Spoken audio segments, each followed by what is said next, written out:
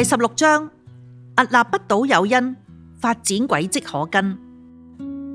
振興育苑嘅兩代掌門人個性唔同，經驗、興趣亦都各有不同，所以喺行事、企業經營方面都有唔同嘅發展方向。大哥明哥從陳老先生手上接過大埔振興育苑嘅管理權之後，因住個人嘅經驗同埋性格取向，經營方式冇大改變，依然係順應市場被動模式，但係卻對保留振興嘅傳統做法作出貢獻，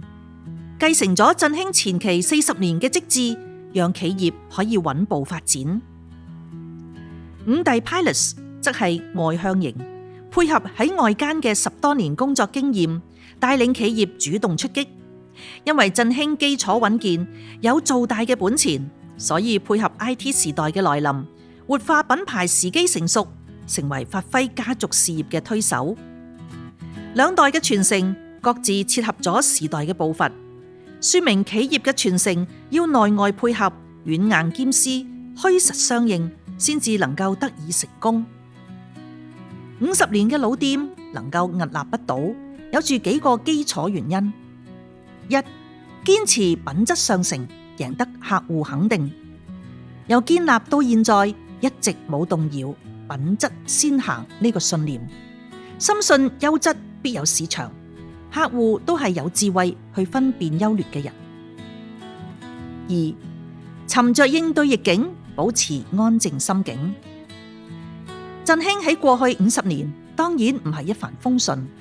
但係面對逆境無需慌張，沉着應戰，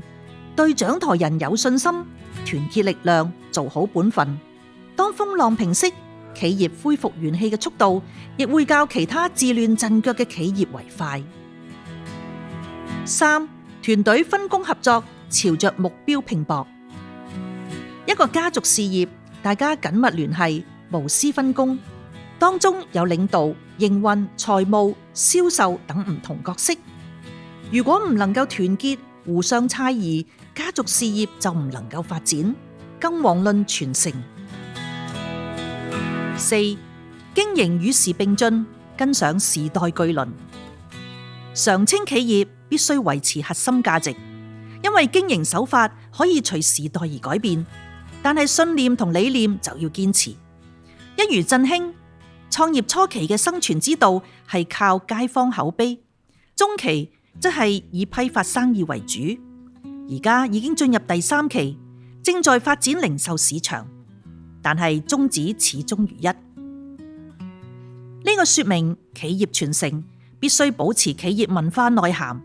但係企業管理嘅方式、方法甚至工具都需要與時並進，引領企業創新，將老字號品牌活化，以應適者生存。五、提高透明程度，凡事皆可相告。現代社會已經進入咗品牌年代，有品牌有知名度嘅企業先至能夠同市場保持密切溝通。新一代振興掌舵人深明此理，自己本身已經好似代言人咁，將個人同企業品牌結合，利用唔同媒介同市場接觸，正切合新一代重視企業透明度，滿足佢哋對企業嘅好奇心。而新一代喜歡同公開透明嘅企業打交道，因為掌握咗更多嘅產品資訊，先至會願意購買呢啲企業嘅產品。六、培養接班梯隊，傳承萬事順遂。振興需要注意開始招攬外來新生力量，因為家族嘅新生代已經流露對接班興趣唔大嘅意向，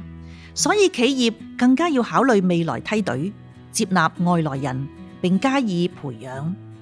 當然，呢啲外來力量首要係接受公司嘅經營理念同埋文化，願意一齊奮鬥同埋繼續經營，喺未來10至20年一齊同振興共同成長，讓振興可以走過另一個50年，成為100年老店。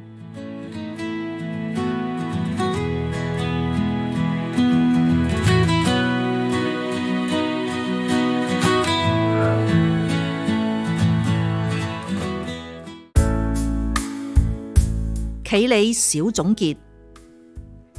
振興經營50年，期間屢敗亦屢戰，堅持創辦人信念，團結奮鬥出生天。出品質量必為先，服務水準亦領前，管理建設不能免，企業長青望百年。